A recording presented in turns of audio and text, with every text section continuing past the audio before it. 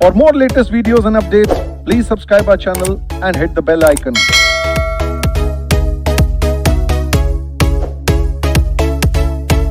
Hello everyone, आज हम लोग हमारे इस वीडियो में पढ़ने वाले हैं इन्फीरियर गुड्स, गिवन गुड्स और नॉर्मल गुड्स में डिफरेंस। और हम समझने वाले हैं कि ऐसे कौन से गुड्स है जिस पे लॉ ऑफ डिमांड अप्लाई होता है और किस में अप्लाई नहीं होता। हम बहुत ज़्यादा कंफ्यूज रहते हैं कि किन गुड्स में तो प्राइस और डिमांड में इन्वर्स रिलेशन होता है और किन गुड्स में प्राइस और डिमांड में पॉजिटिव रिलेशन रहता है। ऐसे कौन से गुड्स है जिसमें इनकम और डिमांड में पॉजिटिव रिलेशन है और इनकम और डिमांड में नेगेटिव रिलेशन है। ये बहुत ही कंफ्यूजिंग टॉपिक है, लेकिन इस वीडियो को देखने से पहले आप लोग मेरा जो इनकम इफेक्ट और सब्स्टिट्यूशन इफेक्ट का जो वीडियो है, प्राइस इफेक्ट का जो वीडियो है, उसको ज़रूर देख लेना। उसको नहीं देखेंगे तो आपको इस वीडियो में थोड़ी सी प्रॉब्लम आ सकती है। उस वीडियो का मैं लिंक आपको डिस्क्रिप्शन में दे दूंगी, तो उस वीडियो को ज़रूर देखना। उसके बाद में ही आपको ये वीडियो समझ आएगा। तो इस वीडियो में हमें समझना क्या है, इस वीडियो में हम समझेंगे price effect in case of normal, inferior and given goods, that whether law of demand apply or it does not apply, ये हमें समझना है। उसको समझने से पहले हमें इन गुड्स के बारे में पता होना चाहिए कि inferior goods क्या होते हैं, given goods क्या होते हैं और ये normal goods से किस तरीके से अलग है, ये हमें पता होना चाहिए। सबसे पहले हम स्टार्ट करते हैं inferior goods से। inferior goods होते क्या है? inferior goods are those goods which we have to consume because of a low level of income। ऐसे गुड्स जो हमें कंज्यूम करने पड़ते हैं, हमारी मजबूरी है हम उनको कंज्यूम करने की। क्यों? क्योंकि आज हमारे पॉकेट में पैसा नहीं है। और जब भी हम उन गुड्स को कंज्यूम करते हैं, हम हमेशा यही सोचते हैं, जिस दिन मेरे पॉकेट में, जिस दिन मेरे पास पैसे आ गए ना, इन गुड्स को तो मैं बिल्कुल भी कंज्यूम नहीं करूँगा। ऐसे गुड्स को हम इन्फीरियर गुड्स बोलते हैं। हमेशा ध्यान रखना दोस्तों, कभी भी कोई भी गुड बाय डिफॉल्ट इन्फीरियर नहीं होता। अगर हम बोले बाजरा तो मैम इन्फीरियर गुड है, तो नहीं।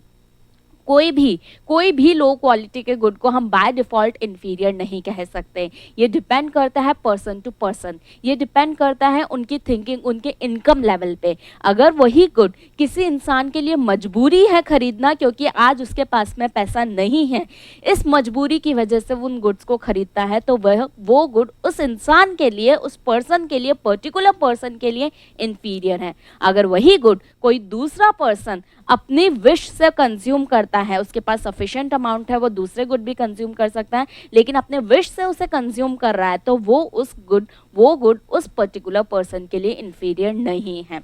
तो इसको और अच्छे से समझते हैं, इन्फीरियर गुड्स होते क्या हैं। इन्फीरियर गुड्स ऐसे गुड्स होते हैं जो हमें पॉजिटिव नहीं बल्कि इनवर्स इनकम डिमांड रिलेशनशिप को शो करते हैं। नॉर्मली क्या होता है, there is a positive relationship between income and demand. लोगों की इनकम बढ़ती है, लोग अपना कंजम्पशन बढ़ा देते हैं, इनकम के बढ़ते ही डिमांड बढ़ जाती है। लेकिन इन्फीरियर गुड के केस में उल्टा होता है। इन्फीरियर गुड के केस में होगा, अगर आपकी इनकम बढ़ गई तो आपकी डिमांड कम हो जाएगी, और अगर आपकी इनकम कम हो गई तो इन गुड्स से रिलेटेड आपकी डिमांड बढ़ जाती है। ऐसे गुड्स को हम इन्फीरियर गुड्स बोलते हैं। हमारी डे टू डे लाइफ में बहुत सारे ऐसे एग्जाम्पल है। जैसे कई बार हम बस से ट्रैवल करते हैं, इतनी कंजस्टेड बस होती है, वो मजबूरी होती है उस बस से ट्रैवल करना, और हम हमेशा सोचते हैं जिस दिन मैं बड़ा हो गया, मैं खुद कमाने लग गया ना, जिस दिन मैंने सीए कंप्लीट कर लिया, एमबीए कर लिया, कुछ भी कर लिया, और जिस दिन मैं कमाने लग गया, मैं खुद की गाड़ी खरीदूंगा, और जब मैंने खुद की गाड़ी खरीद ली ना, इस बस की तरफ मैं बिल्कुल नहीं देखूंगा।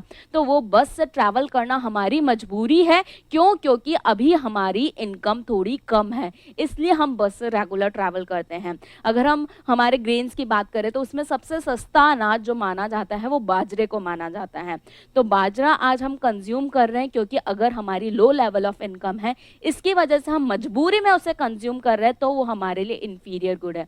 लेकिन कई लोग होते हैं, उनको बाजरे की खिचड़ी खाना, बाजरे की अलग अलग डिश खाना बड़ा पसंद होता है, तो वो उनके लिए इन्फीरियर नहीं है। ये इन्फीरियर गुड ओनली उन्हीं लोगों के लिए है जो इनको कंज्यूम कर रहे हैं क्योंकि उनकी पॉकेट में आज पैसा नहीं है, इसलिए वो सस्ते वाली चीज़ें कंज्यूम कर रहे हैं। तो वही सस्ते वाली चीज़ें ऐसे लोगों के लिए इन्फीरियर बन जाती हैं। अब जैसे और एग्जाम्पल देखते हैं, मिल्क का एग्जाम्पल देखते हैं। मिल्क में कई कैटेगरीज आती हैं, कुछ टोन्ड मिल्क होता है, कुछ फुल क्रीम मिल्क होता है। टोन्ड मिल्क होता है पतला पानी सा मिल्क जिसमें ना कोई मलाई होती है, एकदम पतला सा होता है। फुल क्रीम गाढ़ा मिल्क होता है। तो अगर कोई इंसान टोन्ड मिल्क खरीदता है, क्यों? क्योंकि वो सस्ता मिल जाता है, इसलिए वो खरीद रहा है, आज उसके पास पैसा नहीं है तो वो टोन्ड मिल्क उसके लिए इन्फीरियर है। लेकिन वहीं कोई बहुत रिच पर्सन है लेकिन उसको हार्ट प्रॉब्लम है, तो डॉक्टर ने उसको कह रखा भैया आपको हमेशा टोन्ड मिल्क ही पीना है, फुल क्रीम तो भूल कर भी मत पीना। तो वो इंसान अगर टोन्ड मिल्क पी रहा है तो उस पर्टिकुलर पर्सन के लिए वो नॉर्मल कमोडिटी है। लेकिन अगर हम कंज्यूम कर रहे हैं, क्यों? क्योंकि ये सस्ता है और आज मेरे पास में पैसे नहीं है इसलिए मैं इस टोन्ड मिल्क को कंज्यूम कर रही हूँ, तो वो टोन्ड मिल्क हमारे लिए इंफीरियर है और वो सामने वाले के लिए नॉर्मल कमोडिटी है। और बात करते हैं हम पीजी में रहते हैं, शेयरिंग में रहते हैं, मजबूरी में कितनी डिफ़िकल्टीज आती है ये हमें सबको पता है। अगर हम एज ए पेइंग गेस्ट रह रहे हैं, लोगों के साथ में रह रहे हैं, उनके साथ में एडजस्ट करके चलना बड़ा मुश्किल है। तभी भी हम हमेशा यही सोचते हैं यार आज तो चलो ठीक है मैं ये कर रहा हूँ क्योंकि आज मेरा वॉलेट खाली है, आज मेरे पास में पैसा नहीं है। लेकिन जिस दिन मेरे पास पैसा होगा, मेरा खुद का फ्लैट होगा, मेरा इंडिविजुअल फ्लैट होगा जिसकी मैं मालकिन होंगी, जिसमें मैं आराम से रह सकूंगी। तो ऐसे सारे गुड्स जो इंसान जब भी कंज्यूम करता है और ये सोचता है आज मेरे पास पैसा नहीं है इसलिए मुझे कंज्यूम करना पड़ रहा है, तो वो सारे गुड्स उस पर्टिकुलर पर्सन के लिए इंफीरियर कहलाते हैं। तो इंफीरियर क्या है? No commodity by default is any inferior commodity. If any commodity is purchased by a consumer just because of his low level of income, then that commodity is termed as inferior commodity only for that person. ठीक है, तो ये होते हैं हमारे inferior good. तो inferior good में हमें ये समझ में आया कि इसमें इनकम और डिमांड के बीच में इनवर्स रिलेशन रहता है। बेटा ध्यान देना, यहाँ पे मैंने कहीं पर भी प्राइस की बात नहीं की है। मैंने इन्फीरियर गुड का जो कनेक्शन बताया है वो इनकम के साथ में बताया है। मैंने इसको इनकम से कोरिलेट किया है। अगर हमारी इनकम बढ़ेगी तो डिमांड कम होगी, इनकम के साथ में हमारा इनवर्स प्राइस डिमांड रिलेशन रहता है। चलो भाई इसको एक हम छोटे से न्यूमेरिकल एग्जाम्पल के साथ देख लेते हैं। हम टोन्ड मिल्क और फुल क्रीम मिल्क का एक छोटा सा एग्जाम्पल ले लेते हैं जिससे आपका ये सिनेरियो थोड़ा और क्लियर हो जाएगा। Toned milk and full cream milk, मानकर चलते हैं कि हमारी जो इनकम है, मतलब हमारी इनकम तो थोड़ी ज़्यादा होगी लेकिन हम मिल्क पे कंजम्पशन करते हैं, मिल्क पे हमारा जो एक्सपेंडिचर है, जो टारगेट लेकर के चलते हैं वो 100 रुपये का है और हमको जो क्वांटिटी रिक्वायर्ड है वो 2.5 लीटर पर डे है। मतलब हमें 2.5 लीटर पूरी फैमिली के लिए इतना मिल्क मिनिमम हमें कंज्यूम करना होता है। अगर टोन्ड मिल्क में हम बात करें तो टोन्ड मिल्क का प्राइस है ₹40 पर लीटर, एज्यूम फिगर है। अगर फुल क्रीम मिल्क का बात करें तो फुल क्रीम मिल्क का प्राइस चल रहा है 50 पर लीटर। टोन्ड मिल्क उसके लिए इंफीरियर कमोडिटी है, क्यों? क्योंकि ये पर्सन इसलिए कंज्यूम कर रहा है, उसके पास में आज पैसे की दिक्कत है, पैसा नहीं है इसलिए वो सस्ते वाले प्रोडक्ट को खरीद रहा है। तो टोन्ड मिल्क उसके लिए इंफीरियर है, वहीं फुल क्रीम मिल्क उसके लिए नॉर्मल गुड है। अब अगर उसके पास में ओनली 100 रुपये हैं और टोन्ड मिल्क का प्राइस 40 रुपये है, उसे 2.5 लीटर मिल्क कंज्यूम करना है, तो उसके पास में एक ही ऑप्शन है, कोई ऑप्शन नहीं है, उसको ओनली टोन्ड मिल्क को ही कंज्यूम करना पड़ेगा। फुल क्रीम मिल्क कंज्यूम करने का उसके पास में कोई ऑप्शन है ही नहीं। अब एग्जाम्पल चलते हैं और आगे चलते हैं। फॉर एग्जाम्पल उसकी पॉकेट मनी या उसकी इनकम बढ़ गई तो उसने दूध में जो खर्चा करता है वो 100 की जगह 120 रुपये का खर्चा करने लग गया। उसकी इनकम बढ़ गई, वो अब 100 की जगह 120 रुपये स्पेंड कर सकता है। तो अब आप बताइए कि किस तरीके से वो खर्च करना चाहेगा। टोन्ड मिल्क तो वो मजबूरी में पी रहा था और हमेशा ये सोचता था यार जिस दिन पैसा आएगा ना मैं तो फुल क्रीम मिल्क पीऊँगा। तो आज उसके पास पैसा आ गया तो वो अब क्या करेगा? वो फुल क्रीम मिल्क को खरीदना चाहेगा। क्या वो 2.5 कंप्लीट फुल क्रीम मिल्क खरीद सकता है? नहीं, अभी भी उतनी अफोर्डेबिलिटी नहीं है, लेकिन मैक्सिमम जितना वो फुल क्रीम खरीद सकता है वो उतना फुल क्रीम खरीदेगा। तो यहाँ पर हम कर सकते हैं वो 2 लीटर फुल क्रीम मिल्क खरीद सकता है और बाकी का जो 0.5 लीटर बच रहा है वो 0.5 लीटर टोन्ड मिल्क खरीद लेगा। तो 120 रुपये में उसका 2.5 लीटर मिल्क भी आ रहा है। कैसे? 2 लीटर तो वो खरीद रहा है फुल क्रीम मिल्क और 0.5 लीटर खरीद रहा है टोन्ड मिल्क। अब हम यहाँ देखते हैं, दोनों ही सिनेरियो में देखेंगे, चाहे इंफीरियर गुड हो चाहे नॉर्मल गुड हो, प्राइस दोनों में कांस्टेंट है। प्राइस में हमने कोई वेरिएशन नहीं किया क्योंकि मैंने स्टार्टिंग में ही बताया था इंफीरियर गुड का जब भी हम पढ़ते हैं तो उसको इनकम के साथ में कोरिलेट करते हैं, ना कि प्राइस के साथ में। तो अब हम यहाँ पे इनकम के साथ में देखते हैं रिलेशन। इस सिचुएशन में इनकम जैसे ही हमारी बढ़ी, इनकम हमारी 100 से 120 हुई, तो यहाँ डिमांड देखते हैं, हमारी डिमांड क्या हो गई, 2.5 से 0.5 लीटर आ गई, मतलब हमारी डिमांड कम हो गई। तो ऐसे कोई भी गुड जो इनकम और डिमांड के बीच में इनवर्स रिलेशन को शो करे, उसी गुड्स को हम बोलते हैं they are the inferior goods. और अगर हम इन गुड्स की बात करें, फुल क्रीम मिल्क की बात करें, तो यहाँ पर जैसे ही मेरी इनकम बढ़ी थी, डिमांड देखेंगे, पहले हम 0 यूनिट डिमांड कर रहे थे, अब हम 2 लीटर्स का मिल्क डिमांड कर रहे हैं, मतलब हमारी डिमांड बढ़ गई। तो ऐसे कोई भी गुड जिसमें पॉजिटिव रिलेशन रहता है इनकम और डिमांड के बीच में, तो उनको हम बोलते हैं नॉर्मल गुड्स। तो ये तो बात हुई हमारी नॉर्मल गुड्स और इन्फीरियर गुड्स की। अब हम बात करते हैं गिफन गुड्स की, कि भाई ये गिफन गुड्स क्या होते हैं। गिफन गुड्स, अगर हम बात करें गिफन गुड्स क्या होते हैं, तो गिफन गुड्स कुछ नहीं, गिफन गुड्स आपके इन्फीरियर गुड्स ही होते हैं।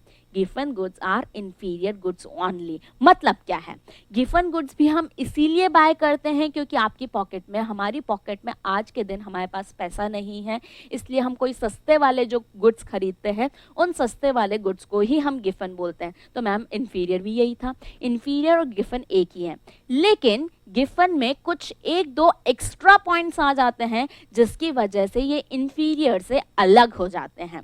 गिफन गुड्स इन्फीरियर की जैसे ही हैं, लेकिन उसमें कुछ एक्स्ट्रा ऐसे 2 पॉइंट्स हैं जिसकी वजह से ये इन्फीरियर गुड्स से अलग हो जाते हैं, और उन पॉइंट्स की वजह से इसमें पॉजिटिव प्राइस डिमांड रिलेशन रहता है। गिफन गुड्स कौन से होते हैं जिसमें पॉजिटिव प्राइस डिमांड रिलेशन रहता है।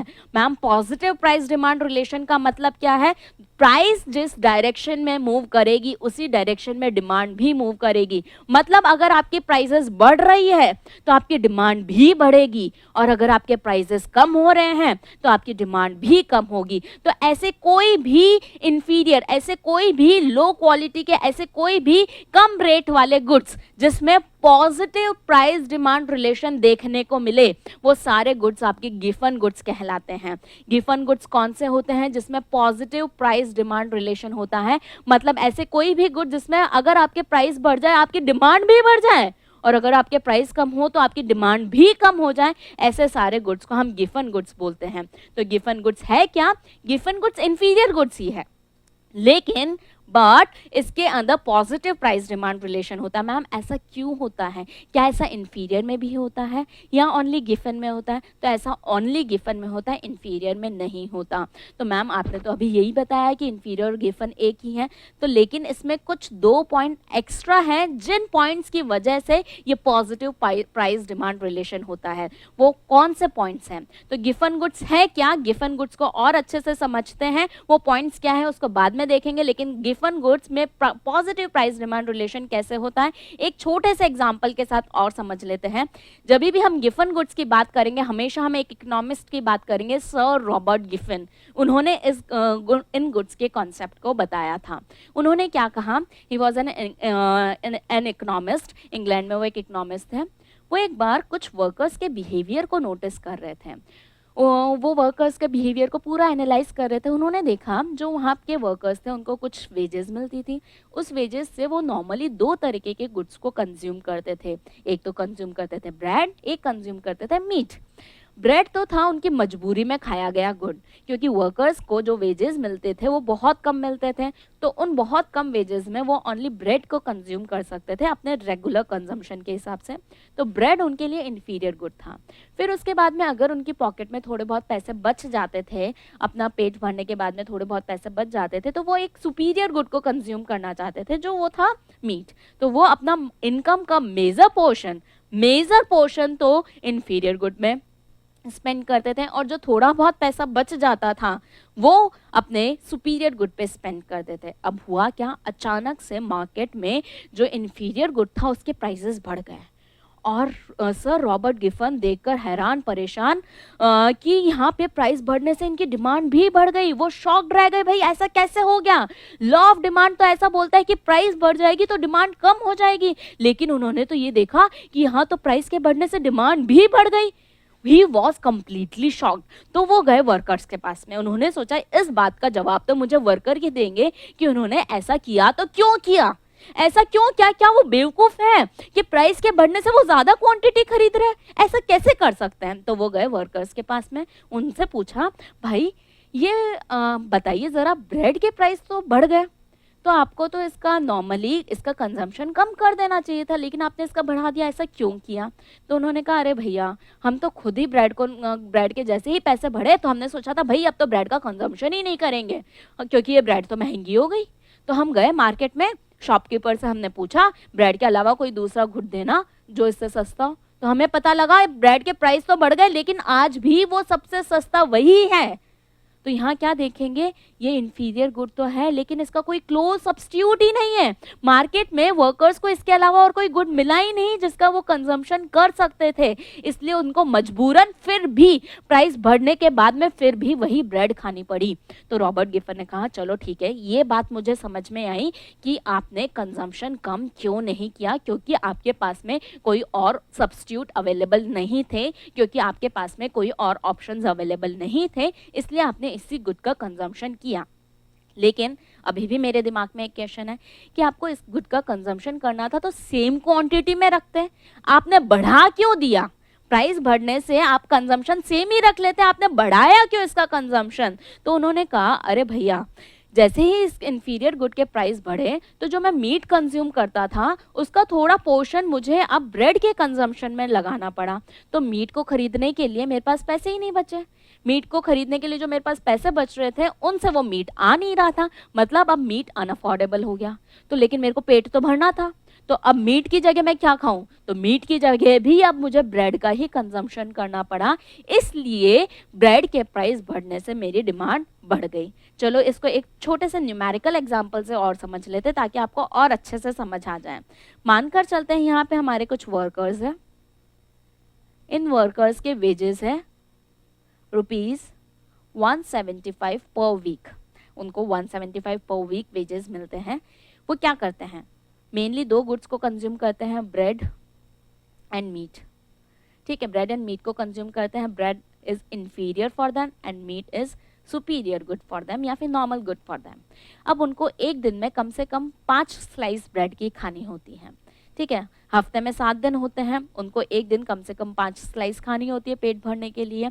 तो हफ्ते में कितनी स्लाइस चाहिए? 35 स्लाइस। लेकिन वो चाहते हैं कि एक दिन, अगर एक दिन उनके पास पैसे बच जाए तो एक दिन वो मीट का कंजम्पशन करना चाहते हैं। मतलब वर्कर्स क्या चाहते हैं कि वो 6 दिन तो खाए ब्रेड और वीक के एक दिन खा ले मीट, ताकि उनका पेट भर जाए। मतलब उनको ब्रेड कितनी चाहिए? 6 दिन के हिसाब से, एक दिन में 5 ब्रेड चाहिए तो 6 दिन के हिसाब से उनको कितनी ब्रेड चाहिए? 30। उनको कम से कम चाहिए 30 क्वांटिटी ब्रेड की, और मीट की चाहिए उनको कम से कम 1 प्लेट, ताकि उनका पेट भर जाए। अब यहाँ पे क्या है, ब्रेड के प्राइस देखते हैं हम लोग। फॉर एग्जांपल ब्रेड के प्राइस है ₹4। प्राइस डिमांड वही रिलेशन देखते हैं। ब्रेड के प्राइस हम मानकर चलते हैं, ब्रेड मिलती है ₹4 में एक, और मीट का प्राइस हम मानकर चलते हैं ₹55। एक प्लेट आती है ₹55 की। अब देखते हैं सिनेरियो क्या है। अगर हम 30 यूनिट ब्रेड की खरीद लें तो हमारा खर्चा कितना हो जाएगा? ₹120। क्या हमारे पास कुछ पैसे बच गए? ₹55 बच गए, मतलब हम एक मीट की प्लेट खरीद सकते थे। अब हुआ क्या, जो हमारा इंफीरियर गुड था उसका प्राइस बढ़ गया, ब्रेड का प्राइस 4 से हो गया ₹5। तो उसकी वजह से इम्पैक्ट क्या हुआ? 4 से ₹5 हो गया। अगर वो 30 यूनिट खाता है, 6 दिन वो ब्रेड खाता है, तो उसका खर्चा कितना हो जाता है? ₹150। ₹150 उसका खर्चा हो गया, तो उसके पास में तो बचे ओनली ₹25। क्या उस ₹25 में वो मीट की प्लेट खरीद सकता था? नहीं। तो अब उसके लिए मीट हो गया अनअफोर्डेबल, वो मीट को कंज्यूम नहीं कर सकता। तो क्या वो ओनली 6 दिन खाना खाएगा? क्या एक दिन वो भूखा रहेगा? नहीं, पेट तो उसे भरना पड़ेगा। मतलब अब उसे 7 दिन ब्रेड खानी पड़ेगी। 7 दिन ब्रेड खानी पड़ेगी, मतलब उसको अब ब्रेड कितनी चाहिए? 35 यूनिट्स। तो यहाँ पर ब्रेड की क्वांटिटी हो गई अब 30 नहीं, अब उसे चाहिए 35 यूनिट्स। और अगर वो 35 यूनिट्स इसको कंज्यूम करेगा तो उसकी पूरी इनकम स्पेंड हो जाएगी, उसके पास में कुछ भी पैसा नहीं बचेगा। तो हमने यहाँ क्या देखा, जो इंफीरियर गुड था, इंफीरियर गुड में यहाँ पर जैसे ही प्राइस बढ़ा, 4 से 5 रुपए हुआ, वैसे ही उसकी डिमांड भी बढ़ गई। तो ऐसे कोई भी इंफीरियर गुड जहां पे हमें पॉजिटिव प्राइस डिमांड रिलेशन देखने को मिले, ऐसे कोई भी इंफीरियर गुड जिसमें हमें पॉजिटिव प्राइस डिमांड रिलेशन देखने को मिले, उन सारे इंफीरियर गुड्स को हम बोलते हैं they are the given goods. तो यहाँ पे मैम इन दोनों में डिफरेंस क्या है? तो डिफरेंस को समझने के लिए एक बार हम इसकी डेफिनेशन पे वापस मूव ऑन करते हैं कि ये इंफीरियर गुड्स होते क्या हैं। ये इंफीरियर गुड्स होते क्या हैं, एक बार इसकी डेफिनेशन पे वापस मूव ऑन करते हैं। तो गिवन गुड्स क्या है? ये गिवन गुड्स इंफीरियर गुड्स ही है। गिवन गुड्स क्या है? गिवन गुड्स इंफीरियर गुड्स ही है। इंफीरियर गुड्स मतलब गिवन गुड्स भी ऐसे लो प्राइस वाले गुड है जो हमें कंज्यूम करने पड़ रहे हैं, क्योंकि आज मेरी पॉकेट में इनकम नहीं है, इस मजबूरी से कंज्यूम करने पड़ रहे हैं। लेकिन इसके 2 एक्स्ट्रा फीचर्स और है जिसकी वजह से ये इंफीरियर से कुछ अलग हो जाते हैं। क्या? पहला फीचर, इनके कोई क्लोज सब्स्टिट्यूट्स अवेलेबल नहीं होते। जैसे आपने मीट और ब्रेड के एग्जांपल में देखा कि ब्रेड के अलावा उन वर्कर्स को कोई और ऑप्शन ही नहीं मिला। जब कोई ऑप्शन ही नहीं मिलेगा तो उस सिचुएशन में वो अपने गुड्स को एक्सचेंज नहीं कर सकते, शिफ्ट ऑन नहीं कर सकते, किसी दूसरे सस्ते प्रोडक्ट पे मूव ऑन नहीं कर सकते। अगर मार्केट में कोई क्लोज सब्स्टिट्यूट्स ही नहीं होगा तो सब्स्टिट्यूशन इफेक्ट भी नहीं होगा। अगर क्लोज सब्स्टिट्यूट्स नहीं है तो सब्स्टिट्यूशन इफेक्ट भी या तो बिल्कुल भी नहीं है, और होगा भी तो बहुत ही माइनर सा होगा। एक एग्जांपल और लेती हूँ। जैसे फॉर एग्जांपल छोटे छोटे जो गांव होते हैं, वहां पे एक गांव से दूसरे गांव तक जाने के 2 ही रास्ते हैं। या तो आप जा सकते हैं बस से, या जा सकते हैं आप अपनी पर्सनल गाड़ी से। बस से जाएंगे तो 50 रुपए का खर्चा है, गाड़ी लेके जाएंगे तो 1000 रुपए का खर्चा है। तो क्या बस और गाड़ी से जाना क्या क्लोज सब्स्टिट्यूट है? नहीं, दिन और रात का अंतर है। बस में लगता है खर्चा होता है 50 रुपए का, गाड़ी से जाते हैं खर्चा होता है 1000 रुपए का। मतलब यहाँ पे बस से जाने के अलावा आपके पास में कोई और ऑप्शन ही नहीं है। तो ऐसे गुड्स जिनको एक्सचेंज करने के लिए हमारे पास में कोई और ऑप्शन नहीं होता, तो उनको हम बोलते हैं गिवन गुड्स। और जब आपके पास में कोई ऑप्शन ही नहीं है तो उस सिचुएशन में सब्स्टिट्यूशन इफेक्ट नहीं होगा, क्योंकि सब्स्टिट्यूट नहीं है तो सब्स्टिट्यूशन इफेक्ट कैसे होगा? तो हमेशा ध्यान रखना, गिवन गुड्स में कोई क्लोज सब्स्टिट्यूट्स नहीं होते, और इसकी वजह से सब्स्टिट्यूशन इफेक्ट या तो होगा ही नहीं, और होगा तो बहुत कम होगा। दूसरी बात, दूसरा ऐसा कौन सा फीचर है जो इसको इंफीरियर से अलग करता है कि इन गुड्स पे हम हमारी इनकम का मेजर पोर्शन स्पेंड करते हैं। मेजर पोर्शन स्पेंड करते हैं मतलब बहुत ज्यादा कंज्यूम करते हैं। फॉर एग्जांपल लेकर चलते हैं वापस, वही बस का एग्जांपल ले लेते हैं। आपकी पॉकेट मनी 1000 रुपए है, महीने में आपको 1000 रुपए मिलते हैं कि 1000 रुपए में आप अपना खर्चा चलाया करो। आपको जाना होता है coaching centre, daily coaching centre जाते हैं आते हैं, महीने के 30 दिन आप कोचिंग जाते हैं आते हैं, मतलब 60 बार आप बस से ट्रैवल करते हैं। 30 दिन होते हैं, 30 दिन मॉर्निंग गए, 30 दिन मॉर्निंग और इवनिंग में वापस अपने घर आए, मतलब 60 टाइम्स यू ट्रैवल थ्रू बस। एक बार का किराया मानकर चले 10 रुपए लगता है, तो महीने में आपका बस का किराया कितना लगा? 600 रुपए का।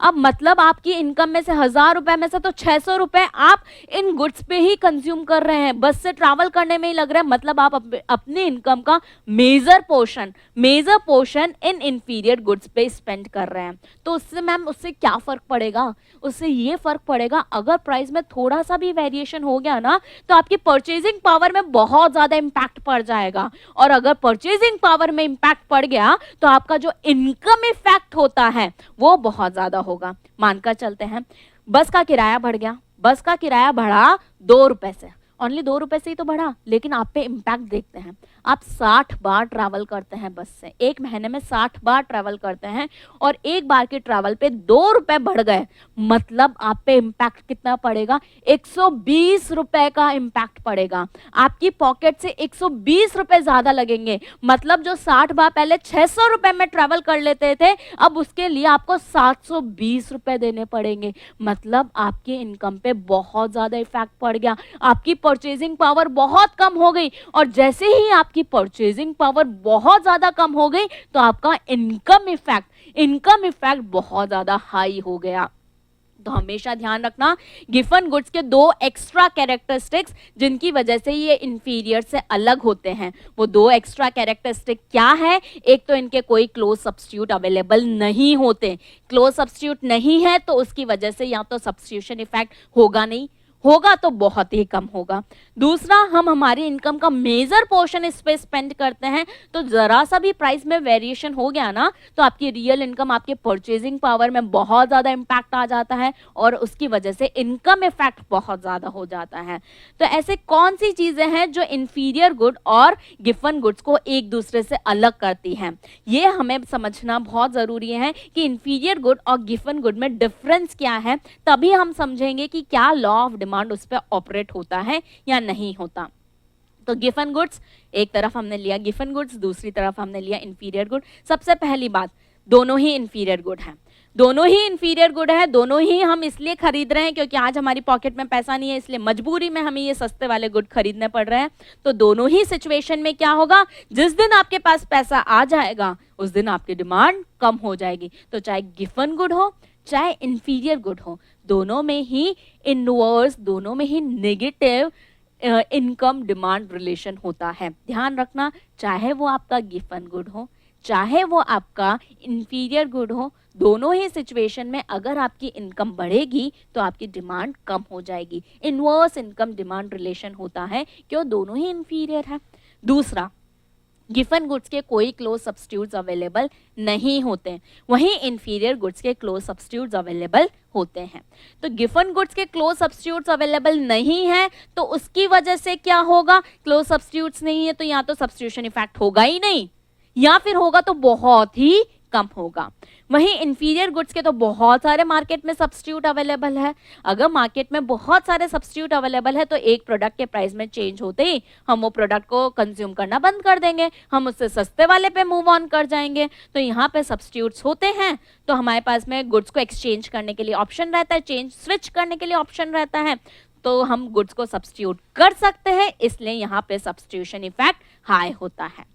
तीसरा पॉइंट जो अलग है, तीसरा पॉइंट क्या है, गिवन गुड्स पे हम हमारी इनकम का बहुत मेजर पोर्शन स्पेंड करते हैं, वहीं इंफीरियर गुड पे थोड़ा बहुत स्पेंड करते हैं। अगर हम महीने के 60 बार बस से ट्रैवल कर रहे हैं तो वो मेजर पोर्शन पे आ गया, तो उसमें अगर प्राइस में थोड़ा सा भी फ्लक्चुएशन होता है तो उसकी वजह से मेरी रियल इनकम या परचेजिंग पावर में बहुत ज़्यादा इम्पैक्ट आ जाता है। तो उसकी वजह से जो इनकम इफेक्ट होता है वो बहुत ज़्यादा हाई होता है। लेकिन वहीं अगर इंफीरियर गुड में आप अपना major portion of income spend नहीं कर रहे हैं, मतलब आप बस से ट्रैवल तो कर रहे हैं लेकिन महीने में 1-2 बार, अगर महीने में 1-2 बार ही ट्रैवल कर रहे हैं तो प्राइस के बढ़ने से आप पे इम्पैक्ट क्या आएगा, 4 रुपए, 6 रुपए, 10 रुपए, मैक्सिमम मान लो 10 रुपए का फर्क आएगा। और 10 रुपए आपको ज्यादा देने पड़ गए तो उसकी वजह से आपकी परचेजिंग पावर में बहुत ज्यादा इम्पैक्ट नहीं पड़ेगा। और अगर आपकी परचेजिंग पावर में बहुत ज्यादा इम्पैक्ट नहीं पड़ेगा मतलब यहाँ इनकम इफेक्ट कम होता है। तो कंक्लूडिंग, क्या इनका कंक्लूजन क्या निकलता है, ये निकलता है कि गिवन गुड्स में इनकम इफेक्ट ज्यादा होता है और सब्स्टिट्यूशन इफेक्ट कम होता है। Given goods में income effect is greater than substitution effect, and in case of inferior good, income effect is less than substitution effect. This is the most important point, और यही point है जिसकी वजह से आपका law of demand given goods पे apply नहीं होता और इंफीरियर गुड्स पे लॉ ऑफ डिमांड अप्लाई होता है। किस वजह से, क्या रीजन है कि law of demand given goods पे अप्लाई नहीं होगा, because the income effect is greater than substitution effect. अगर एग्जाम में क्वेश्चन आया, there are some inferior goods whose income effect is greater than substitution effect, will the law of demand operate? Then no. Inferior goods को देखते ही ये मत बोल देना कि इंफीरियर गुड है तो वहां तो लॉ ऑफ डिमांड ऑपरेट होता है। आगे का एक्सप्लेनेशन पढ़ो। इंफीरियर गुड लेकिन उन पे इनकम इफेक्ट ज्यादा है और सब्स्टिट्यूशन इफेक्ट कम है। तो जब भी ध्यान देना, जब भी आपका इनकम इफेक्ट ज्यादा हो और सब्स्टिट्यूशन इफेक्ट कम हो तो वहां आपका लॉ ऑफ डिमांड ऑपरेट नहीं होगा। और वहीं इंफीरियर गुड्स में देखें तो आप अपने इनकम का थोड़ा सा ही पोर्शन स्पेंड कर रहे थे तो इनकम इफेक्ट बहुत कम होता है, लेकिन बहुत सारे क्लोज सब्स्टिट्यूट्स होते हैं तो सब्स्टिट्यूशन इफेक्ट ज्यादा होता है। तो इंफीरियर गुड में ध्यान रखना, income effect is less than the substitution effect and thus the law of demand operates in case of inferior goods. चलो भाई, इसको हम एक छोटे से एग्जाम्पल के साथ और समझ लेते हैं। पहले हम एक एग्जाम्पल लेंगे जिसको हम इन्फीरियर गुड की तरह देखेंगे, और फिर उसी एग्जाम्पल को हम गिवन गुड बनाकर देखेंगे, ताकि आपको दोनों में डिफरेंस समझ में आ सके। और दोनों ही सिचुएशन में हम कंप्लीट प्राइस इफेक्ट की बात करेंगे, मतलब सब्स्टिट्यूशन इफेक्ट, इनकम इफेक्ट, सारी चीज़ों की हम उसमें बात करने वाले हैं। तो इसको ध्यान से सुनिएगा। सबसे पहले हम बात करते हैं हमारे इन्फीरियर गुड की। तो इन्फीरियर गुड के कैरेक्टरिस्टिक्स क्या होते हैं? इन्फीरियर गुड का कैरेक्टरिस्टिक बोलता है कि यहाँ पर जैसे ही इनकम बढ़ती है डिमांड कम हो जाती है, और जैसे ही इनकम कम होती है डिमांड बढ़ जाती है। और इन्फीरियर और गिवन में किस तरीके का डिफरेंस है? इन्फीरियर के क्लोज सब्स्टिट्यूट्स अवेलेबल होते हैं, क्लोज सब्स्टिट्यूट्स आर अवेलेबल। और दूसरी बात, माइनर पोर्शन ऑफ इनकम हम इस पे स्पेंड करते हैं। तो एक न्यूमेरिकल से हम सारा कुछ इसको समझने की कोशिश करते हैं।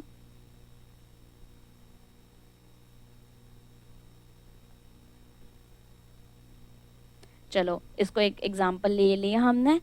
हम एग्जांपल लेकर चलते हैं कि हमारी जो डे टू डे लाइफ है उसमें हम इंसानों को खाने के लिए कुछ तो चाहिए। एक एग्जांपल लेते हैं, there is a X person जिसको वीकली 50 kg ग्रेन्स का कंजम्पशन करना होता है पूरी फैमिली को मिलाकर। उसको कितनी रिक्वायरमेंट होती है? टोटल क्वांटिटी रिक्वायरमेंट कितनी होती है? 50 kg ग्रेन्स की चाहिए। उसको 50 kg ग्रेन्स उसे कंज्यूम करने होते हैं। और वो ग्रेन्स कौन कौन से कंज्यूम करता है? मानकर चलते हैं वो अपनी राइस कंज्यूम करता है, बाजरा कंज्यूम करता है और व्हीट कंज्यूम करता है। इनमें से राइस और बाजरा तो बड़े सस्ते वाले प्रोडक्ट्स हैं, बड़े सस्ते वाले हैं, उन पे बहुत कम पैसा लगता है। और वहीं व्हीट नॉर्मल कमोडिटी है जिसमें ज़्यादा पैसा खर्च करना पड़ता है। अब देखते हैं किस तरीके से वो कंज्यूम करता है। मानकर चलते हैं तीनों का प्राइस डिमांड रिलेशन देखते हैं। प्राइस डिमांड मानकर चलते हैं ये दोनों इन्फीरियर थे तो इन दोनों के प्राइस 20 रुपये हैं। और जो व्हीट है जो नॉर्मल कमोडिटी है महंगी है 50 रुपये। तो पहला पॉइंट, इन्फीरियर गुड का पहला point, there are close substitutes available. क्या इस एग्जाम्पल में हमने क्लोज सब्स्टिट्यूट्स लिए हैं? यस, हमने लिया है राइस और बाजरा। ये दोनों क्लोज सब्स्टिट्यूट है, दोनों के प्राइस भी 20-20 रुपये हैं। मतलब आपस में एक और दोनों को हम खाने में यूज़ करते हैं। They both are close substitutes. तो पहला हमने पॉइंट लिया है। दूसरा इन्फीरियर गुड्स का पॉइंट क्या बोलता है? माइनर पोर्शन ऑफ इनकम इस पे स्पेंड करते हैं। मतलब हम हमारी इनकम का छोटा सा पोर्शन स्पेंड करते हैं। हम मेजर जो अमाउंट है वो नॉर्मल गुड्स पे स्पेंड करते हैं और थोड़ा बहुत पैसा हम इन्फीरियर गुड्स में लगा देते हैं। मतलब 50 किलो अगर हमें ग्रेन्स चाहिए तो 30 किलो तो हम व्हीट कंज्यूम करते हैं और बाकी 10-10 किलो हम राइस और 10 किलो हम बाजरा कंज्यूम करते हैं। तो हमने दोनों पॉइंट्स को यहाँ इंक्लूड कर दिया। हमने यहाँ क्लोज सब्स्टिट्यूट्स भी लिए हैं और हम only minor portion of income spend कर रहे हैं। माइनर पोर्शन को और अच्छे से देखते हैं इस एग्जाम्पल में हमारा टोटल एक्सपेंडिचर कितना हो रहा है। इस एग्जाम्पल में अगर हम राइस पे बात करें तो राइस पे हम स्पेंड कर रहे हैं 20 × 10, 200 रुपये तो हम राइस पे खर्च कर रहे हैं। बाजरा पे हम कितना खर्च कर रहे हैं? 200 × 10, 220 × 10, 200 रुपये हम बाजरा में स्पेंड कर रहे हैं। व्हीट में हम कितना स्पेंड कर रहे हैं? 50 × 30, 1500 रुपये हम व्हीट में स्पेंड कर रहे हैं। मतलब हम टोटल स्पेंड कर रहे हैं 1900। तो 1900 का माइनर पोर्शन 1900 में से ओनली 200 रुपये हम इन्फीरियर कमोडिटी पे स्पेंड कर रहे हैं। 200 और 200 मतलब 400 रुपये मान लो हम इन्फीरियर पे स्पेंड कर रहे हैं। मतलब माइनर पोर्शन जा रहा है, मैक्सिमम हम नॉर्मल कमोडिटी पे स्पेंड कर रहे हैं। तो हमने हमारी इन्फीरियर के दोनों कैरेक्टरिस्टिक्स को फुलफिल किया है। अब आगे बात चलते हैं। अब आगे हुआ क्या? हमारा जो इन्फीरियर कमोडिटी था उसका प्राइस कम हो गया। इसका मानकर चलते हैं ये जो राइस था अब ओनली 15 रुपये में ही मिलने लग गया। 20 रुपये की जगह ओनली 15 रुपये में मिलने लगा। बाकी के प्राइस अभी भी कांस्टेंट है। तो हम हमारे यहाँ पर जो बिहेवियर देख रहे हैं वो इन्फीरियर कमोडिटी राइस का बिहेवियर देख रहे हैं। हम देख रहे हैं कि राइस के प्राइस में चेंज होने की वजह से किस तरीके से इम्पैक्ट पड़ता है, कितना सब्स्टिट्यूशन इफेक्ट होता है, कितना इनकम इफेक्ट होता है और कितना प्राइस इफेक्ट होता है। ये हम राइस के रिलेशन में देखेंगे। अब देखिए राइस के प्राइस जैसे ही कम हुए तो वो एक्स पर्सन ने क्या सोचा, यार मैं बाजरा और राइस दोनों ही मजबूरी में खाता हूँ। बाजरा पहले मेरे को 20 में मिलता था, राइस भी 20 में मिलते थे, तो मैं दोनों को 10-10 किलो लेता था। लेकिन अब बाजरा 20 रुपए में मिल रहा है, चावल तो मुझे 15 रुपए किलो ही मिल रहा है, तो मुझे बाजरा क्यों खाऊं मैं? बाजरा की जगह मुझे राइस कंज्यूम कर लेना चाहिए। तो मैं बाजरा का क्वांटिटी थोड़ी कम कर देता हूँ, क्योंकि अब तो वो कंपैरेटिवली महंगा हो गया। सब्स्टिट्यूशन इफेक्ट क्या बोलता है, जो भी कंपैरेटिवली महंगा हो गया उसको कंज्यूम करना बंद कर दो या फिर कम कर दो, और जो कंपैरेटिवली सस्ता हो गया उसका कंजम्पशन बढ़ा दो। तो एक्स पर्सन ने यही किया, इसने कहा बाजरा तो अब कंपैरेटिवली महंगा हो गया, इसका कंजम्पशन मैं कम कर देता हूँ, 10 की जगह अब मैं 5 ही खरीदूंगा, और जो राइस पहले मैं 10 खरीद रहा था, 10 के साथ में अब मैं 5 किलो बाजरे की जगह भी राइस ही खरीद लूंगा, क्योंकि मुझे तो 50 किलो कंजम्पशन पूरा करना है, और जो गेहूं मैं 30 किलो खरीद रहा था वो तो एज इट इज चलता रहेगा। तो यहाँ जो मैंने +5 किया, ये +5 किसको डिनोट कर रहा है, ये +5 यूनिट डिनोट कर रहा है सब्स्टिट्यूशन इफेक्ट को, ये +5 डिनोट कर रहा है सब्स्टिट्यूशन इफेक्ट को। ये बोल रहा है जैसे ही राइस सस्ता हुआ, कंपैरेटिवली सस्ता हुआ, तो बाजरे की जगह, बाजरे को हमने रिप्लेस कर दिया क्योंकि वो महंगा हो गया था, उसकी जगह हमने राइस का कंजम्पशन स्टार्ट कर दिया। तो ये रिप्रेजेंट करता है सब्स्टिट्यूशन इफेक्ट को। आगे और से बात करते हैं, तो अब इसका टोटल खर्चा देखते हैं हम, टोटल खर्चा कितना हुआ। अब राइस पे वो 15 × 15 कितना खर्चा कर रहा है, 225 रुपए।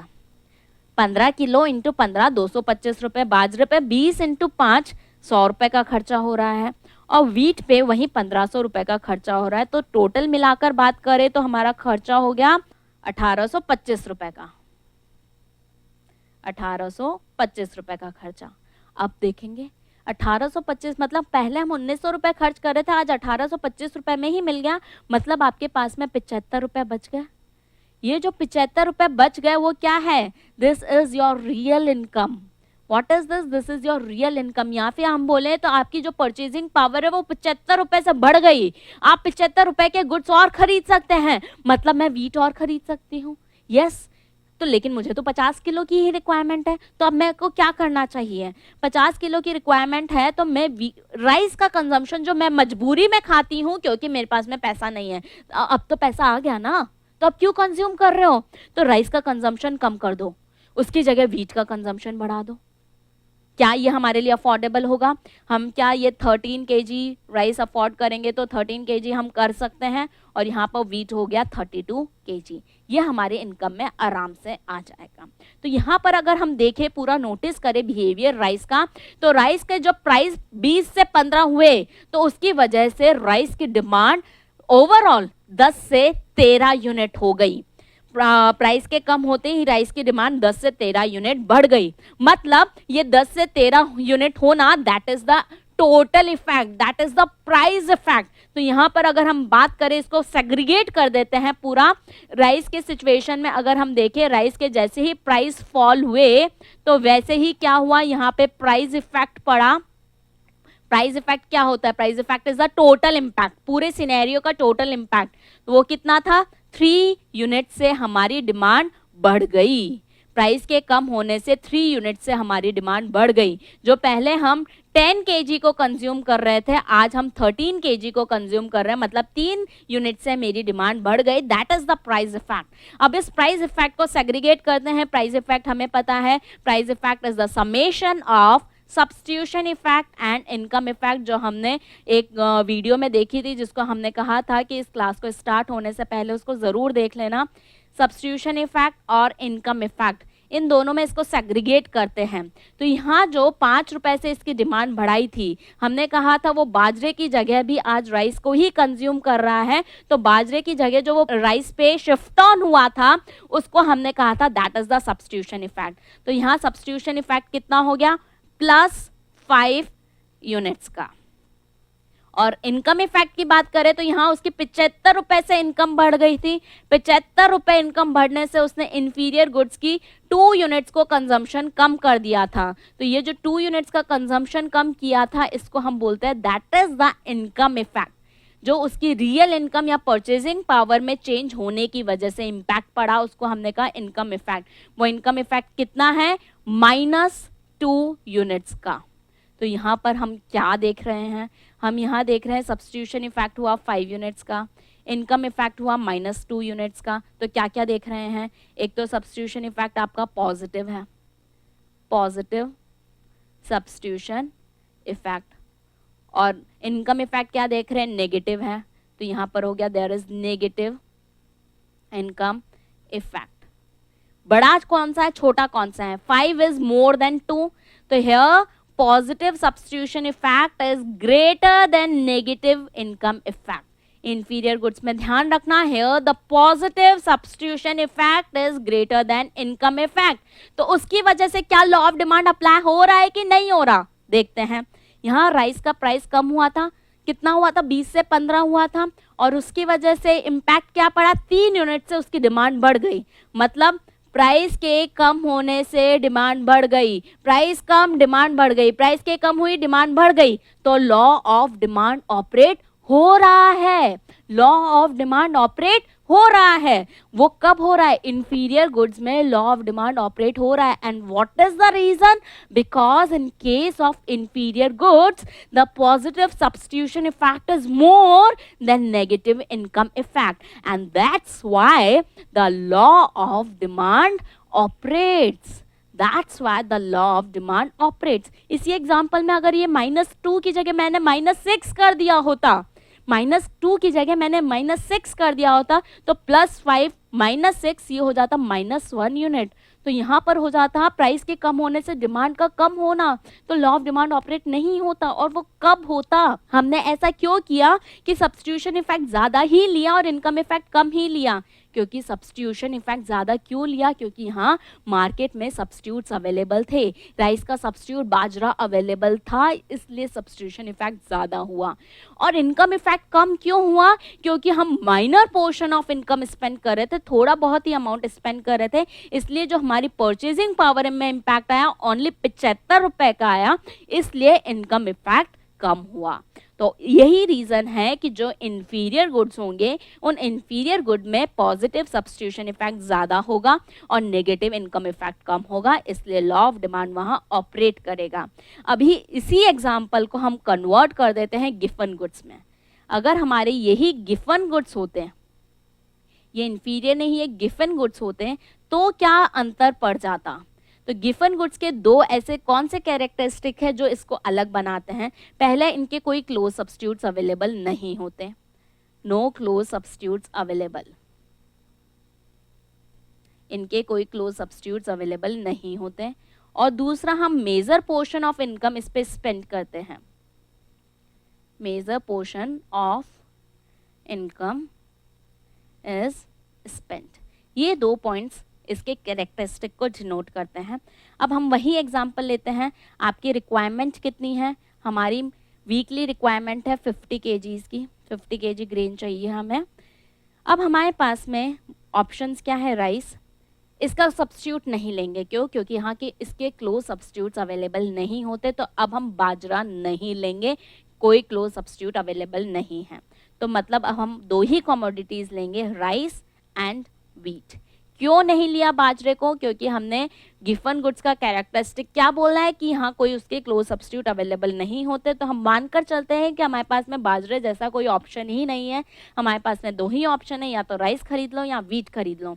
राइस है आपके इंफीरियर कमोडिटी और व्हीट है आपकी नॉर्मल कमोडिटी या सुपीरियर कमोडिटी। वहीं प्राइस डिमांड हम रिलेशन देखते हैं, ये प्राइस डिमांड हम रिलेशन देखते हैं यहाँ पर। वहीं राइस के प्राइस 20 रुपए थे और व्हीट का प्राइस 50 रुपए थे। अब दूसरा, पहला पॉइंट हमने देख लिया, यहाँ कोई क्लोज सब्स्टिट्यूट अवेलेबल नहीं है, तो सब्स्टिट्यूट को हमने हटा दिया। दूसरा पॉइंट, हम मेजर पोर्शन ऑफ इनकम इस पे स्पेंड करते हैं। मतलब पहले वाले एग्जांपल में हम ओनली 10 किलो राइस खरीद रहे थे, अब यहाँ मेजर पोर्शन खरीदेंगे, ठीक है। तो हम यहाँ मानकर चलेंगे 40 kg हम राइस खरीदते हैं और 10 kg ओनली हम व्हीट खरीदते हैं।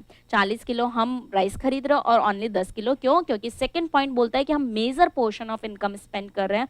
तो यहाँ इनकम का पोर्शन देखें तो हमारा टोटल एक्सपेंडिचर कितना हो रहा है, टोटल एक्सपेंडिचर हमारा राइस पे हो रहा है 20 × 40 दैट इज 800 रुपीज़। और व्हीट में हम कितना एक्सपेंडिचर कर रहे हैं, 50 × 10 दैट इज 500, हमारा खर्चा हो रहा है 1300 रुपए का।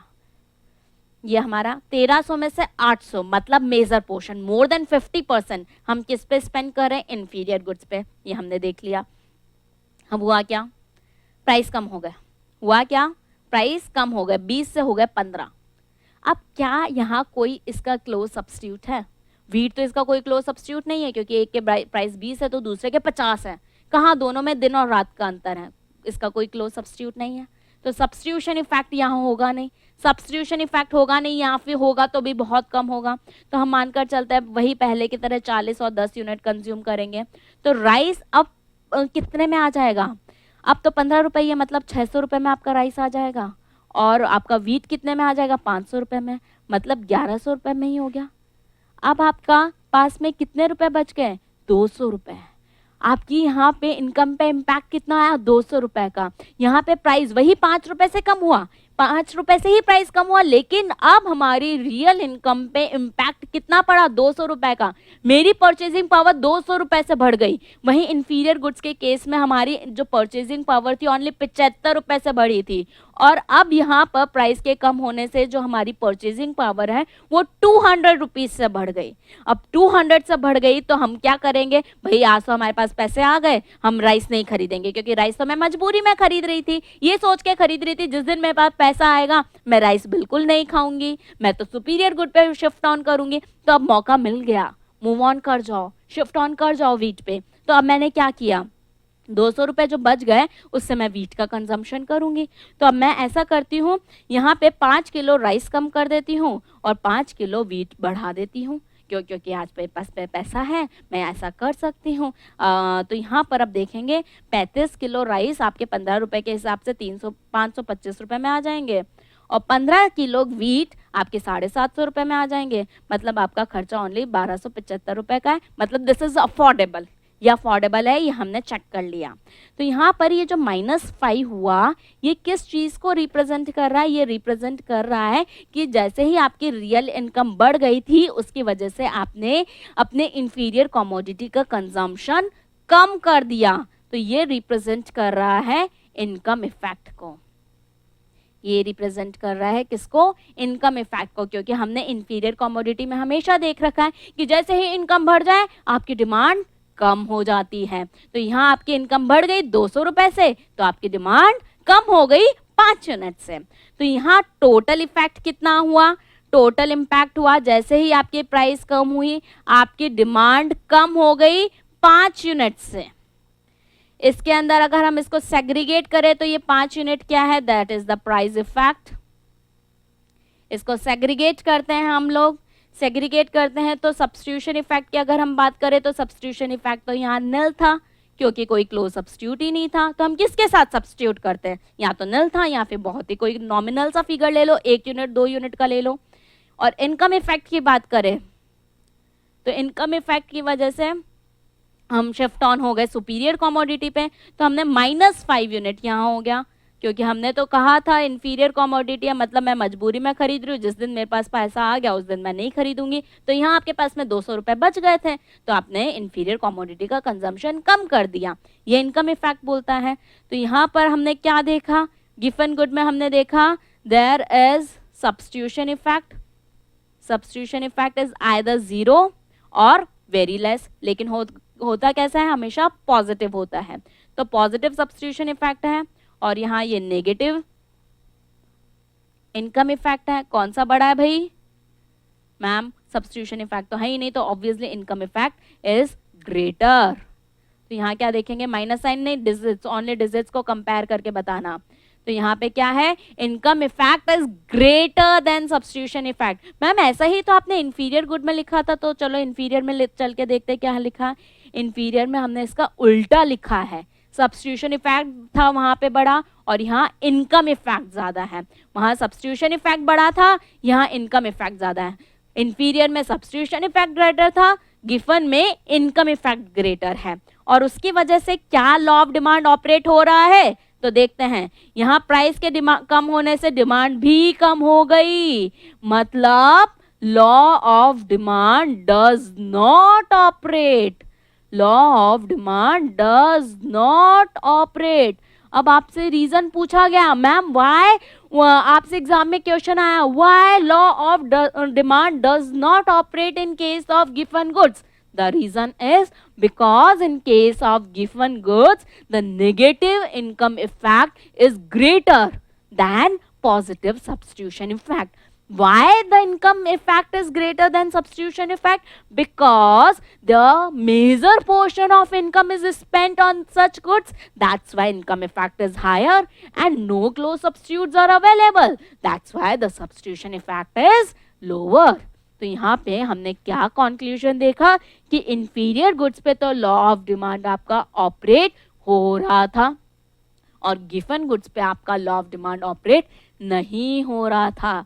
ये कंक्लूजन आपका बहुत इंपॉर्टेंट है, इसको देखते हैं ज़रा और हम डिटेल में। तो कंक्लूजन क्या निकला, गिवन गुड्स में आपका जो नेगेटिव इनकम इफेक्ट होता है वो बड़ा होता है। क्यों? क्योंकि हम major portion of income spend करते हैं। सब्स्टिट्यूशन इफेक्ट छोटा होता है क्योंकि कोई क्लोज सब्स्टिट्यूट्स अवेलेबल नहीं होते और यही रीजन है कि जिसकी वजह से गिवन गुड्स पे लॉ ऑफ डिमांड ऑपरेट नहीं होता। और इंफीरियर गुड में बात करें तो नेगेटिव इनकम इफेक्ट छोटा होता है क्योंकि minor portion of income spend कर रहे हैं और इंफीरियर गुड में सब्स्टिट्यूशन इफेक्ट बड़ा होता है क्योंकि वहाँ पे हमारे पास में बहुत सारे सब्स्टिट्यूट्स अवेलेबल होते हैं और इस रीजन की वजह से लॉ ऑफ डिमांड वहाँ पे ऑपरेट होता है। तो यहाँ एक न्यूमेरिकल एग्जाम्पल ले लेते हैं, एक छोटा सा और एग्जाम्पल ले लेते हैं और तीनों goods, normal goods, given goods, inferior goods, तीनों गुड्स में हम प्राइस इफेक्ट देखते हैं। प्राइस इफेक्ट मतलब इनकम इफेक्ट, सब्स्टिट्यूशन इफेक्ट और फिर देखते हैं क्या लॉ ऑफ डिमांड ऑपरेट होता है कि नहीं होता। सब्स्टिट्यूशन इफेक्ट, इनकम इफेक्ट, इन दोनों को टोटल कर देंगे तो प्राइस इफेक्ट आ जाएगा। फिर हम देखेंगे क्या लॉ ऑफ डिमांड ऑपरेट हो रहा है कि नहीं हो रहा। एग्जाम्पल लेकर चलते हैं, प्राइस फॉल हो रहा है। एग्जाम्पल लेकर चलते हैं, प्राइस फॉल हो रहा है। तो अगर आपके नॉर्मल गुड है तो सब्स्टिट्यूशन इफेक्ट तो आपका हमेशा ही पॉजिटिव होता है, ध्यान रखना। सब्स्टिट्यूशन इफेक्ट तो आपका हमेशा ही पॉजिटिव होता है। पॉजिटिव होता है मतलब क्या बोलता है, अगर आपके प्राइस फॉल हुए हैं मतलब आपका गुड कंपैरेटिवली सस्ता हो गया। कंपैरेटिवली सस्ता हो गया तो उसकी डिमांड बढ़ जाएगी क्योंकि सब्स्टिट्यूशन इफेक्ट क्या बोलता है, महंगे वाले का कंजम्पशन कम कर दो और महंगे वाले की जगह सस्ते वाले पे मूव ऑन कर जाओ। तो सस्ता वाला, अब हमारा ये जो गुड है वो सस्ता वाला हो गया तो इस पे लोग मूव ऑन करेंगे तो डिमांड बढ़ जाएगी। मानकर चलते हैं 10 यूनिट से डिमांड बढ़ गई।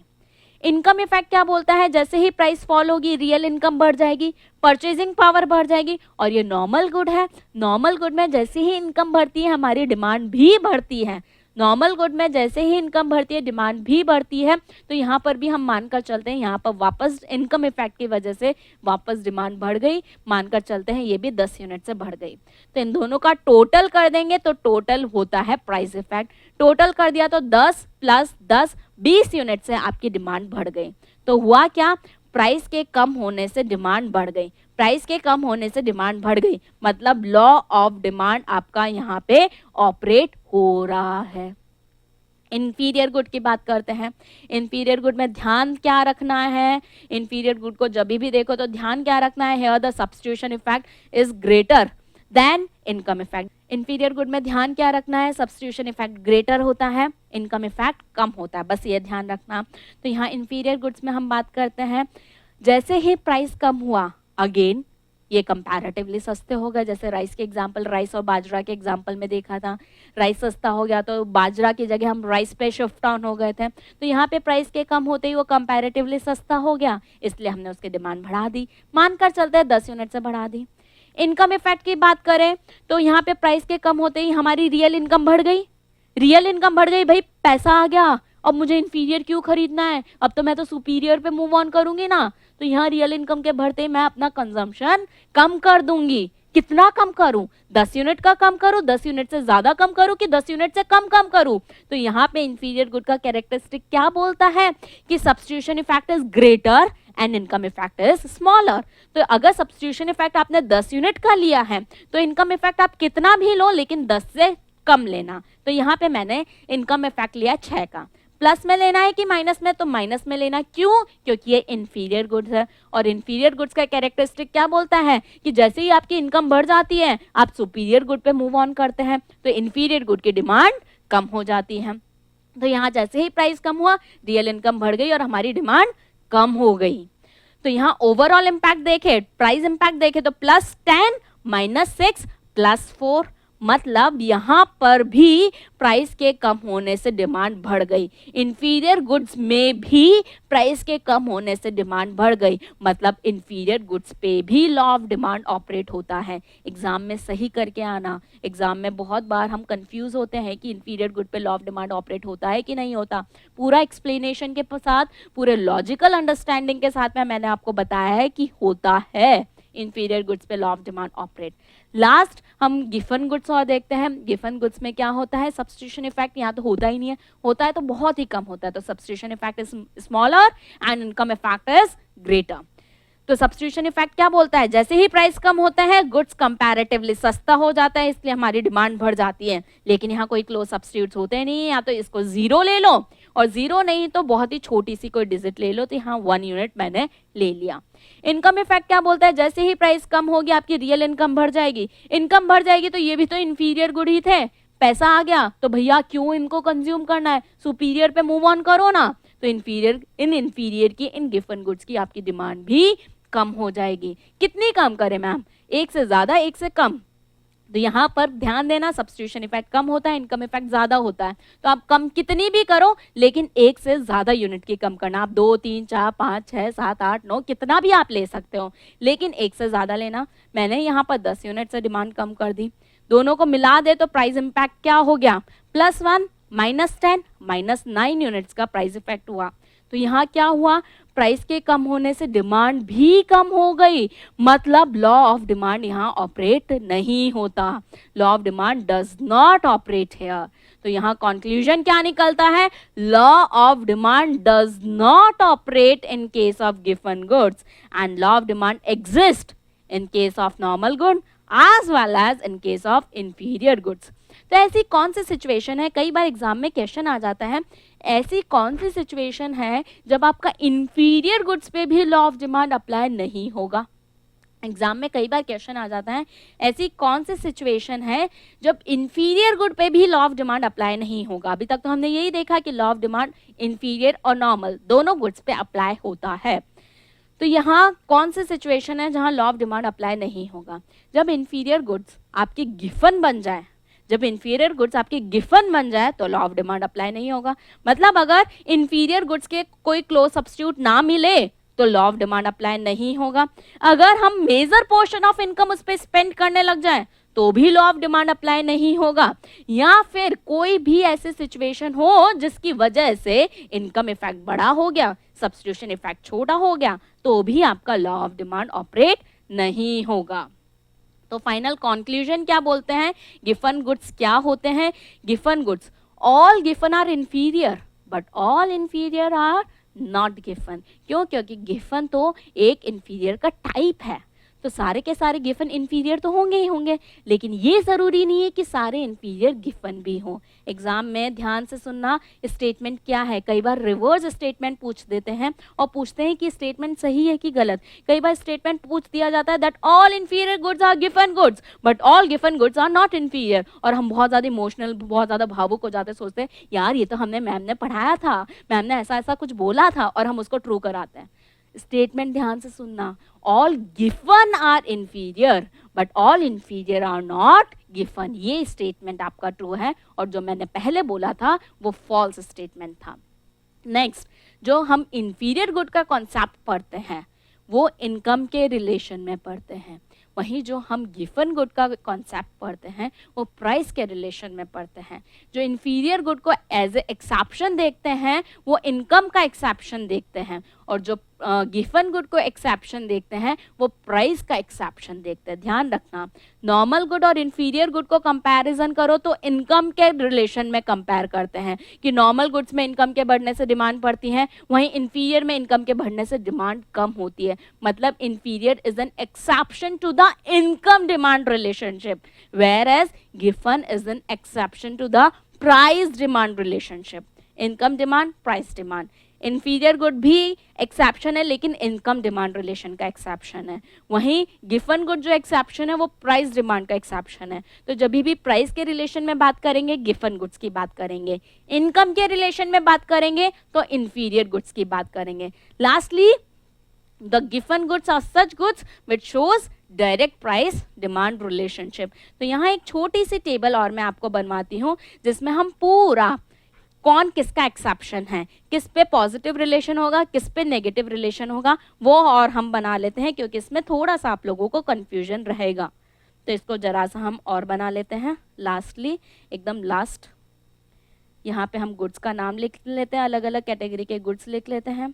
यहाँ पर हमने लिखा substitution effect and income effect कि कैसा होता है, ये समराइजेशन है पूरा।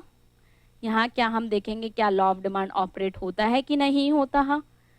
फिर हम देखेंगे कि प्राइस पीडी मतलब प्राइस डिमांड रिलेशनशिप क्या होता है, और वाईडी मतलब इनकम डिमांड रिलेशनशिप क्या होता है। वाईडी मतलब इनकम डिमांड रिलेशनशिप और पीडी मतलब प्राइस डिमांड रिलेशनशिप। ये हम सारे गुड्स के रिलेशन में देख लेते हैं।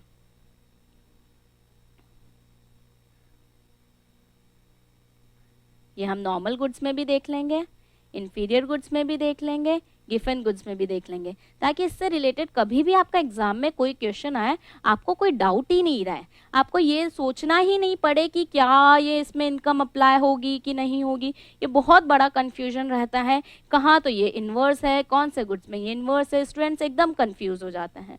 तो ये एक कंक्लूडिंग टेबल रहेगी जिसमें आपका सारे कॉन्सेप्ट कवर अप हो जाएंगे। सबसे पहले हम बात करते हैं नॉर्मल गुड्स की। तो नॉर्मल गुड्स में सब्स्टिट्यूशन इफेक्ट तो तीनों में ही पॉजिटिव होता है। इनकम इफेक्ट आपका नॉर्मल गुड्स में पॉजिटिव होता है और इंफीरियर और गिवन में नेगेटिव होता है। तो यहाँ सब्स्टिट्यूशन इफेक्ट होता है positive substitution effect,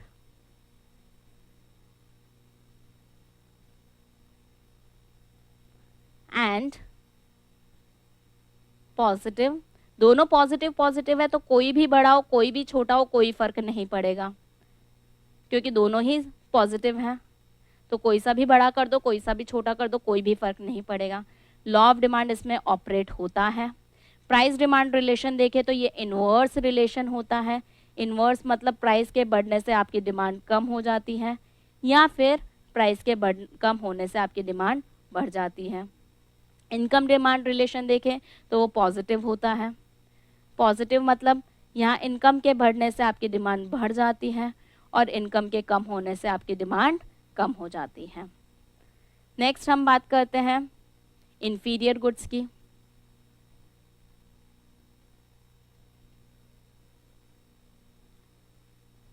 inferior goods, inferior goods में ध्यान देना पॉजिटिव सब्स्टिट्यूशन इफेक्ट होता है और इंफीरियर गुड्स में हमारे पास में बहुत सारे सब्स्टिट्यूट्स होते हैं इसलिए सब्स्टिट्यूशन इफेक्ट बड़ा होता है। और नेगेटिव इनकम इफेक्ट होता है क्योंकि आप बहुत minor portion of income spend करते हैं इसलिए नेगेटिव इनकम इफेक्ट छोटा होता है। लॉ ऑफ डिमांड यहाँ पर भी ऑपरेट करता है। ऑपरेट करता है मतलब प्राइस डिमांड रिलेशन आपका इनवर्स होता है।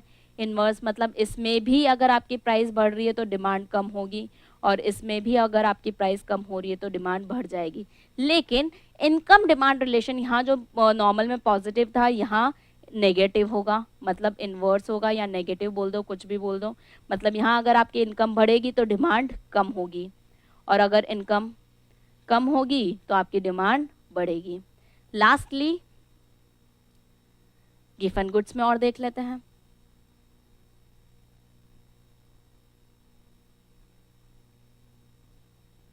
गिवन गुड्स, गिवन गुड्स में भी आपका पॉजिटिव सब्स्टिट्यूशन इफेक्ट होता है या फिर निल होता है, लेकिन इसके कोई क्लोज सब्स्टिट्यूट नहीं होते तो ये बहुत ही कम होता है। और नेगेटिव इनकम इफेक्ट बड़ा होता है, क्यों? क्योंकि यहाँ पे major portion of income spend कर रहे हैं तो नेगेटिव इनकम इफेक्ट बड़ा होता है। यहाँ law of demand does not operate, यहाँ डज नॉट ऑपरेट होता है, ऑपरेट नहीं करता। इसकी वजह से प्राइस और डिमांड रिलेशन आपका पॉजिटिव होता है। पॉजिटिव मतलब यहाँ पे प्राइस पे बढ़ने से डिमांड भी बढ़ेगी और प्राइस के कम होने से डिमांड भी कम होगी। और इनकम डिमांड रिलेशनशिप इसमें भी इनवर्स होता है। इनवर्स मतलब इसमें भी गिवन गुड्स में भी अगर आपकी इनकम बढ़ रही है तो डिमांड कम होगी और अगर आपकी इनकम कम हो रही है तो डिमांड बढ़ेगी। तो नॉर्मल गुड्स में प्राइस डिमांड रिलेशन इनवर्स और income demand relation positive. Inferior goods में इनकम डिमांड रिलेशनशिप पॉजिटिव और price demand relationship inverse, sorry दोनों ही इनवर्स है। और गिवन गुड्स में प्राइस डिमांड रिलेशनशिप पॉजिटिव और income demand relationship negative. Thank you so much. I hope all your doubts are clear. Thank you so much. Tata, bye bye. Enjoy.